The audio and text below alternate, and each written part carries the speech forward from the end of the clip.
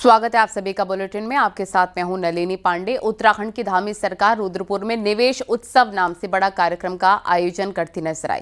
Investor summit में जो करीब 3.5 लाख करोड़ के करार हुए थे, उसमें से 1 लाख करोड़ के निवेश की ग्राउंडिंग हो चुकी है और इसी को लेकर उत्तराखंड निवेश उत्सव कार्यक्रम हुआ है।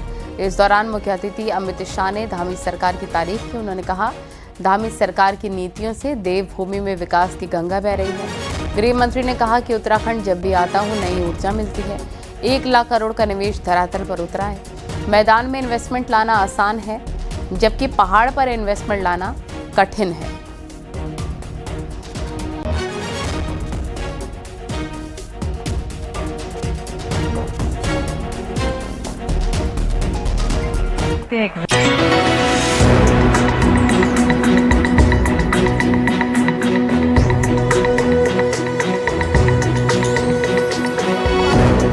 दो साल पहले देहरादून में हुए ग्लोबल इन्वेस्टर समिट में 3.5 लाख करोड़ के निवेश के प्रस्ताव आए। इसी क्रम में शनिवार को रुद्रपुर में हुए उत्तराखंड निवेश उत्सव में बतौर मुख्य अतिथि बोलते हुए केंद्रीय गृह मंत्री ने कहा कि वो गुजरात से आते हैं, जो निवेश के मामले में बहुत आगे है, लेकिन पहाड़ी राज्य में निवेश लाना इतना आसान नहीं है। गृह मंत्री ने कहा कि सीएम पुष्कर सिंह धामी और उनकी टीम इस बात के लिए बधाई की पात्र हैं कि उन्होंने प्रस्तावों को जमीन पर उतार दिया। मैं इसके समारोह में आया था और वहां पर मुझे एक चिट पर पुष्कर जी ने लिख कर दिया कि साहब 3,56,000 करोड़ का इन्वेस्टमेंट हो के एमओयू आए। मैंने पुष्कर धामी को वैसे ही कहा था कि पुष्कर जी, एमओयू लाने में कोई पराक्रम नहीं है, उसको जमीन पर उतारने में पराक्रम है। और आज मैं पूरे उत्तराखंड की जनता के प्रतिनिधि के रूप में पुष्कर सिंह और उनकी टीम को बहुत बहुत साधुवाद देना चाहता हूं, क्योंकि आज 1 लाख करोड़ का इन्वेस्टमेंट ये जमीनी सच्चाई बन गया। मैं ऐसे राज्य से आता हूं जो हमेशा से इंडस्ट्रियल इन्वेस्टमेंट में बहुत आगे होता है, परंतु मुझे मालूम है कि मैदानी राज्य में इन्वेस्टमेंट लाना और पहाड़ी राज्य में इन्वेस्टमेंट लाना, दोनों में पहाड़ चढ़ने से भी ज्यादा कठिनाई होती है। और भाई पुष्कर सिंह इसलिए अभिनंदन के अधिकारी है कि सारी विपदाओं को, सारी विपरीत परिस्थितियों को और सारी परंपरागत कल्पनाओं को तोड़ते हुए आज 1 लाख करोड़ से ज्यादा इन्वेस्टमेंट उत्तराखंड में आ चुका है। ये बहुत बड़ी बात है। केंद्रीय मंत्री ने उत्तराखंड निवेश को लेकर कांग्रेस के ट्वीट पर पार्टी को निशाने पर लिया। उन्होंने कहा, कांग्रेस बहुत नेगेटिव पार्टी है और वो दिन दूर नहीं जब पार्टी में कोई भी ढूंढे नहीं मिलेगा। सुबह सुबह ट्वीट किया, अमित भाई उत्तराखंड को क्या मिला वो कह कर जाना। मैं कांग्रेसियों को कहना चाहता हूं, मैं तो उत्तराखंड को क्या दिया भारत सरकार ने इसका हिसाब देता हूं, मगर आप जरा, आपकी 10 साल सरकार थी तब क्या किया उसका हिसाब देंगे क्या? वो नहीं देंगे तो दोनों हिसाब मैं ही दे देता हूं। भाइयों बहनों, 2004 से 14 कांग्रेस की सरकार चली। उत्तराखंड को डिवेल्यूशन और ग्रांट इन एड के कुल मिलाकर 53,000 करोड़ रुपया दिया। मेरी बात ध्यान से सुनना, 53,000 करोड़। अब 10 साल सरकार उनकी भी चली, 10 साल सरकार हमारी भी चली। उन्होंने 53,000 करोड़ दिया। 4 से 14 में मोदी जी ने 14 से 24 में 1,86,000 करोड़ रुपया दिया। और मैं आज कांग्रेस के लोगों को कहना चाहता हूं, जब राज्य का भला होता है तो हवन में हड्डियां डालने का काम बंद करो, वरना जो थोड़े लोग बचे कुछे दिखाई पड़ते हो, वो भी दूरबीन लेकर दिखाई नहीं पड़ोगे, पूरा साफ हो। वहीं सीएम पुष्कर सिंह धामी ने कहा कि राज्य ने बहुत से नियमों को सरल बनाया है, नई पॉलिसीज लाई गई हैं, जिससे निवेश का बेहतर माहौल बना। आज का अवसर उत्तराखंड की विकास यात्रा में एक महत्वपूर्ण अध्याय के रूप में अंकित हो रहा है। आज आदरणीय गृह मंत्री जी की गरिमामयी उपस्थिति में हम उत्तराखंड ग्लोबल इन्वेस्टमेंट समिट की तीसरी ग्राउंडिंग सेरेमनी कर रहे हैं। इससे पूर्व संपन्न हुई 2 ग्राउंडिंग ब्रेकिंग सेरेमनी में जहां 71,000 करोड़ रुपए से अधिक की निवेश परियोजनाओं की सफलतापूर्वक ग्राउंडिंग करने में हम सफल रहे हैं, वहीं आज ये आंकड़ा 1 लाख करोड़ को पार कर गया है। ये केवल आर्थिक निवेश नहीं है, बल्कि उत्तराखंड की समृद्ध संभावनाओं, उद्यमिता की भावना, जन भागीदारी पर आधारित समेकित विकास का प्रतिबिंब है, जो राज्य को आत्मनिर्भरता और औद्योगिक समृद्धि की नई ऊंचाइयों पर ले जाएगा। इस दौरान अमित शाह ने करीब 1400 करोड़ की योजनाओं का शिलान्यास और लोकार्पण भी किया। विभिन्न योजनाएं आप यहाँ पर गृहमंत्री अमित शाह ने 1 लाख करोड़ के निवेश जमीन पर उतारने के लिए मुख्यमंत्री पुष्कर सिंह धामी और उनकी टीम की तारीफ की। साथ ही वो सरकार को ये भी एक टारगेट दे गए, जो बचे हुए निवेश के प्रपोजल हैं उनको भी जमीन पर उतारे। साथ ही अपने संबोधन में वो कांग्रेस को भी निशाने पर उन्होंने लिया है और साथ ही ये भी कहा है कि छोटे राज्य की ग्रोथ के बिना भारत राज्य की ग्रोथ की संकल्पना अधूरी रह जाएगी। अपने सहयोगी दीपक उपाध्याय और शैलेंद्र नेगी के साथ अनुपम त्रिवेदी, न्यूज़ 18 के लिए रुद्रपुर से। और निवेश उत्सव में स्वामी रामदेव ने कहा कि उत्तराखंड में निवेश के लिए बेहतरीन माहौल है। उत्तराखंड ने आयुष की सबसे बढ़िया नीति बनाई है। महत्वपूर्ण रहा है और विश्व के हेल्थ, एजुकेशन, रिलीजन, शिक्षा, स्वास्थ्य, धर्म, अध्यात्म, प्रकृति और संस्कृति की वैश्विक राजधानी के रूप में उत्तराखंड, और हम उत्तराखंड वासी इस पर गौरव अनुभव होना चाहिए सब कि उत्तराखंड में जिस प्रकार से प्रकृति के अवसर हैं और जो एक पूर्ण सुरक्षित वातावरण है और कार्य को जो प्रगति चाहिए, आज तो हर 3 महीने में क्वार्टरली आपको अपनी प्रोग्रेस देनी पड़ती है, निवेशकों को भी, लिस्टेड कंपनियां हो या आज अनलिस्टेड भी हो।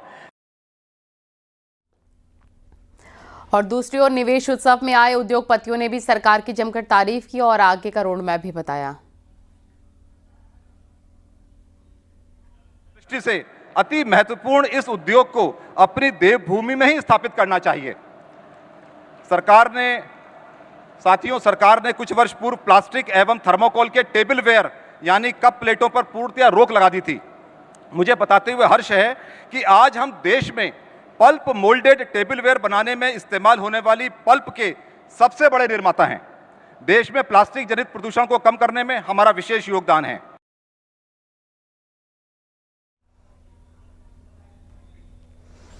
दो दिन के दिल्ली दौरे पर सीएम योगी पीएम मोदी से मुलाकात उन्होंने की है। पीएम आवास पर पहुंचकर मुलाकात करीब 1 घंटे तक मुलाकात चली है। ये बड़ी खबर आपको बता रहे हैं। 2 दिन के दिल्ली दौरे पर हैं सीएम योगी और पीएम मोदी से सीएम ने मुलाकात की है और पीएम आवास पर ही ये मुलाकात हुई, शिष्टाचार भेंट हुई है और 1 घंटे तक ये मुलाकात चली है। राजनीतिक संगठनात्मक को लेकर ये मीटिंग थी। जेपी नड्डा से भी मुलाकात हुई है। ये भी तस्वीरें हम आपको दिखा रहे हैं। ये दिल्ली के दौरे पर उत्तर प्रदेश के मुख्यमंत्री योगी आदित्यनाथ, उन्होंने जेपी नड्डा और पीएम मोदी से मुलाकात की है, शिष्टाचार भेंट की है।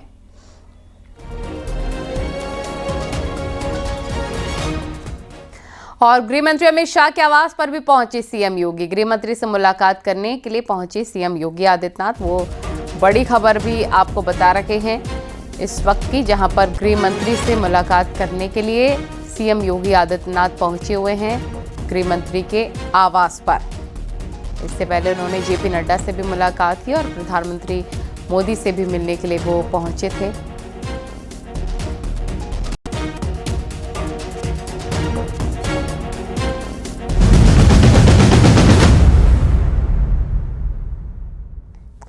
पंचायत चुनाव की सरगर्मियां जोरों पर हैं, लेकिन राज्य के 750 से अधिक उम्मीदवारों की किस्मत इस बार मतपेटी नहीं बल्कि कोर्ट के फैसले पर निर्भर है। इन प्रत्याशियों के नाम 2 अलग-अलग निर्वाचन क्षेत्रों की मतदाता सूची में दर्ज हैं, जिससे उनकी उम्मीदवारी सवालों के घेरे में आ गई है। देखिए।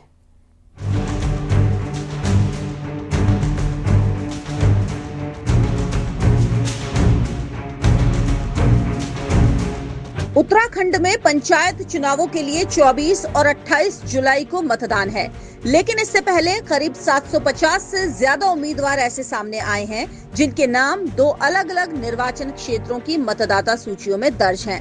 नियम अनुसार कोई भी व्यक्ति एक समय में केवल एक ही निर्वाचन क्षेत्र में मतदाता हो सकता है।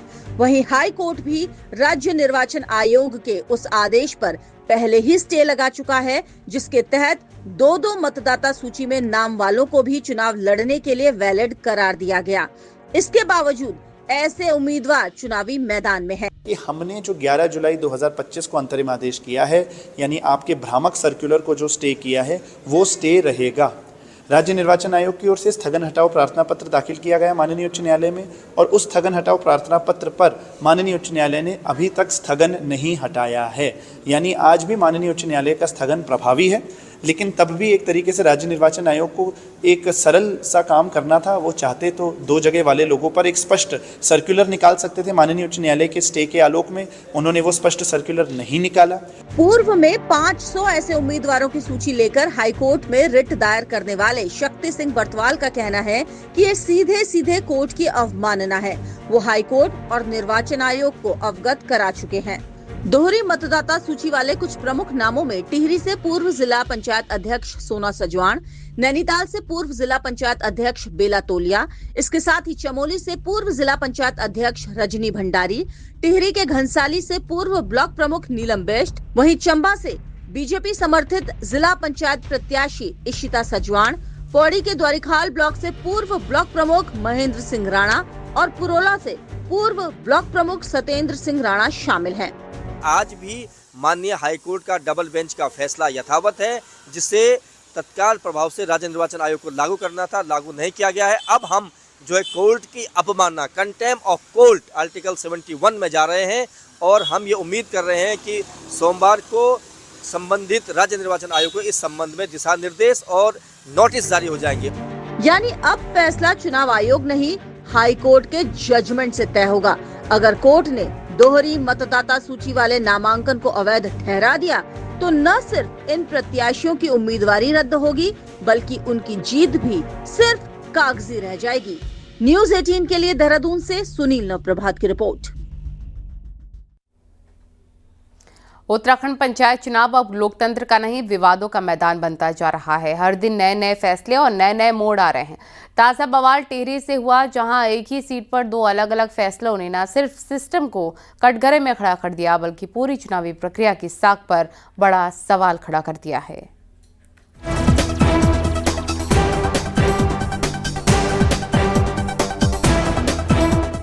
उत्तराखंड में पंचायत चुनाव की प्रक्रिया कैसे मजाक बनकर रह गई है, इसका सबसे ताजा और चौंकाने वाला उदाहरण है टिहरी की भुत्सी जिला पंचायत सीट।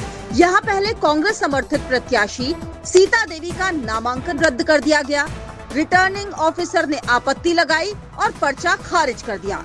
नतीजा ये हुआ कि बीजेपी समर्थित सरिता नकोट मैदान में अकेली बची और उन्हें निर्विरोध विजेता घोषित कर चुनाव आयोग ने 4 दिन पहले जीत का सर्टिफिकेट थमा दिया। लेकिन कहानी यही खत्म नहीं हुई। हाई कोर्ट के आदेश के बाद चुनाव अधिकारियों ने अचानक यू टर्न ले लिया।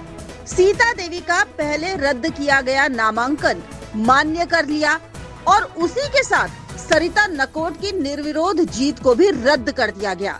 यानी पहले चुनाव आयोग ने एक उम्मीदवार को जिताया, फिर 4 दिन बाद उसकी जीत छीन भी ली। अब सरिता नकोट सुप्रीम कोर्ट का दरवाजा खटखटा चुकी हैं और मंगलवार को इस पर सुनवाई होनी है। इस पूरे मामले ने न सिर्फ रिटर्निंग ऑफिसर की कार्यशैली पर सवाल खड़े किए हैं, बल्कि राज्य निर्वाचन आयोग की निष्पक्षता और साख पर भी बट्टा लगा दिया है। देहरादून से न्यूज़ 18 के लिए सुनील नवप्रभात की रिपोर्ट।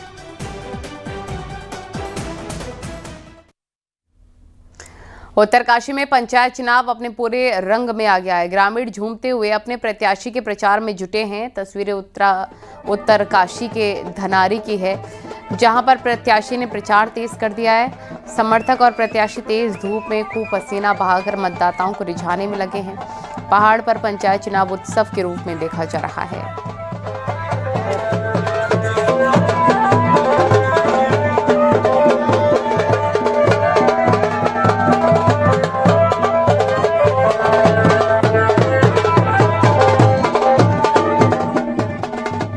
नाच गाकर चुनाव प्रचार लोग कर रहे हैं और वोटरों को रिझाने की ये खास कोशिश उम्मीदवारों की तरफ से आप देख सकते हैं।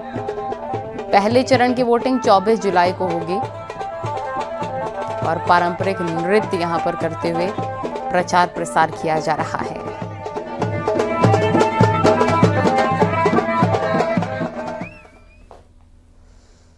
वहीं ऋषिकेश में कांवड़ियों ने एक कार में जमकर तोड़। उत्तराखंड एसटीएफ ने एक बड़ी कार्रवाई को अंजाम दिया। देहरादून के विकासनगर और सहसपुर थाना क्षेत्र में छापेमारी कर करीब 28 लाख रुपए की 233 पेटी अंग्रेजी शराब बरामद की है और 3 तस्कर गिरफ्तार भी किए। पुलिस ने कुलहाल बैरियर पर हरियाणा नंबर की एक गाड़ी को रोका। तलाशी में गाड़ी से 202 पेटी अंग्रेजी शराब बरामद की। पकड़े गए आरोपी से पूछताछ के बाद सामने आया कि सहसपुर के फतेहपुर गांव में विजयपाल नाम के व्यक्ति के घर पर शराब का अवैध गोदाम है। एसटीएफ और स्थानीय पुलिस ने जब वहां छापा मारा तो 31 पेटी और शराब बरामद की गई है।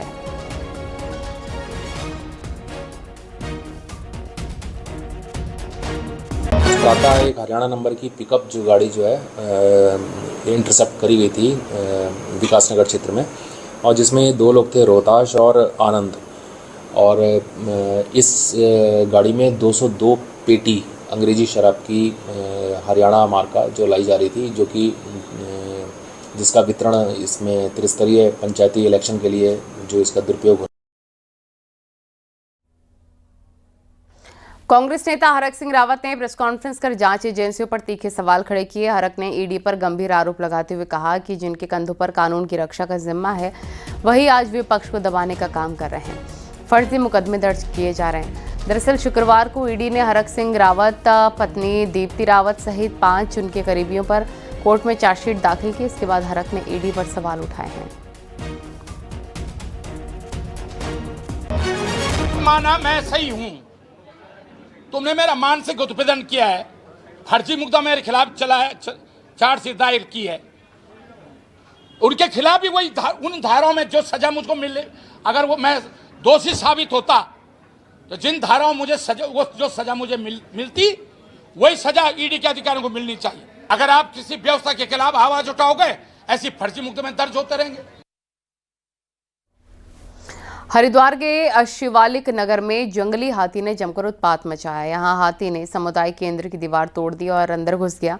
हाथी जंगल से निकलकर रिहायशी इलाके में चलकदमी करता हुआ नजर आया। इस दौरान हाथी ने सामुदायिक केंद्र की दीवार भी तोड़ डाली। हाथी का उत्पात देखकर आसपास मौजूद लोगों में अफरा तफरी मच गई। हाथी के रिहायशी इलाके में आ जाने से लोगों में दहशत बनी हुई है। लोग वन विभाग से हाथी की आवाजाही पर रोक लगाने की मांग कर रहे हैं।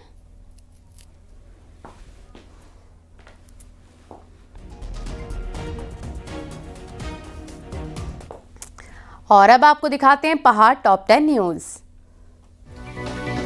बागेश्वर में तैनात वन दरोगा कैलाश चंद्र पांडे बीते 15 दिनों से लापता हैं। परिजनों ने गुमशुदगी की रिपोर्ट दर्ज कराई है। कुमाऊं विश्वविद्यालय में छात्र संघ चुनावों की मांग उठी है। पिछले साल चुनाव नहीं होने से नाराज छात्र नेताओं ने कुलपति से चुनाव कराने की मांग की है।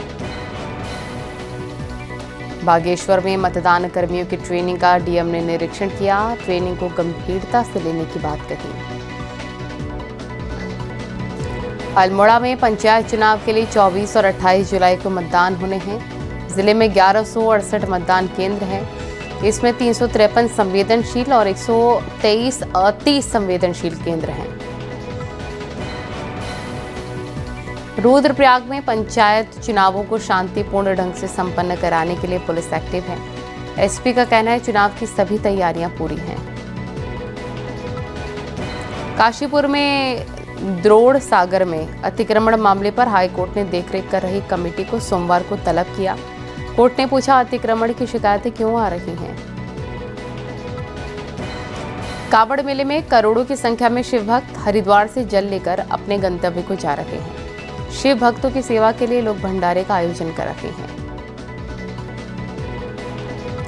सामुदायिक स्वास्थ्य केंद्र चक्राता के शिफ्ट करने का मामला गरमाया हुआ है। क्षेत्र का एक तबका दूसरी जगह शिफ्ट करने की बात कह रहा है, वहीं एक तबका यथास्थिति बनाए रखने की बात कह रहा है। नंदा देवी राजजात यात्रा की तैयारियों ने जोर पकड़ लिया है। चमोली की डीएम ने यात्रा के महत्वपूर्ण पड़ाव नौटी गांव का स्थलीय निरीक्षण किया।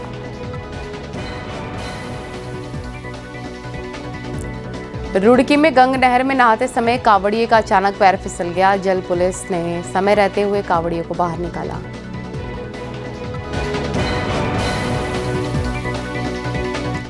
और अब बात करें मौसम की, तो उत्तराखंड में एक बार फिर से मौसम विभाग ने तेज बारिश का अलर्ट जारी किया है। आज और कल के लिए 3 जिलों में बारिश का रेड अलर्ट जारी हुआ है, जबकि अन्य जिलों में भी बादल खूब बरसेंगे।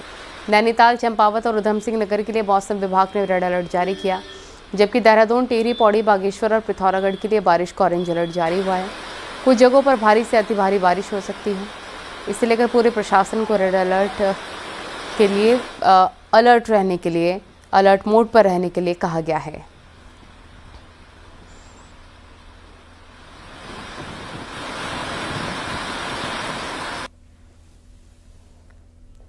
डीएम देहरादून चक्राता क्षेत्र के दौरे पर रहे, जहां डीएम ने जॉनसार बाबर की लाइफलाइन कालसी चक्राता मोटर मार्ग सहित डेंजर जोन, जजरेड़ और सड़कों की स्थिति का जायजा लिया। इसके साथ ही भूस्खलन की जद में आए पाटा गांव भी पहुंचे और भूदसाव का जियोलॉजिकल सर्वे कराने के निर्देश दिए। साथ ही जजरेड़ पर रॉक फॉल बैरियर बनाने के भी निर्देश दिए गए हैं।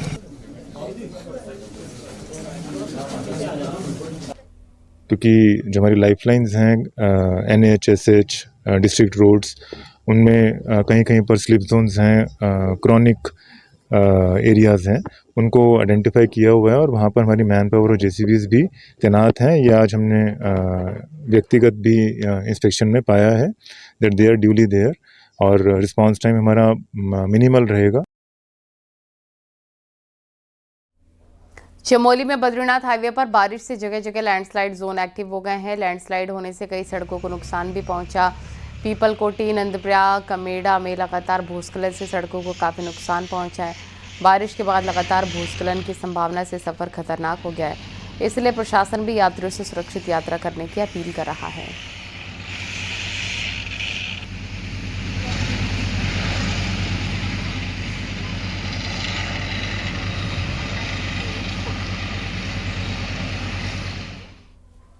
खबरें जा रही हैं, रुकेंगे छोटे से ब्रेक के लिए।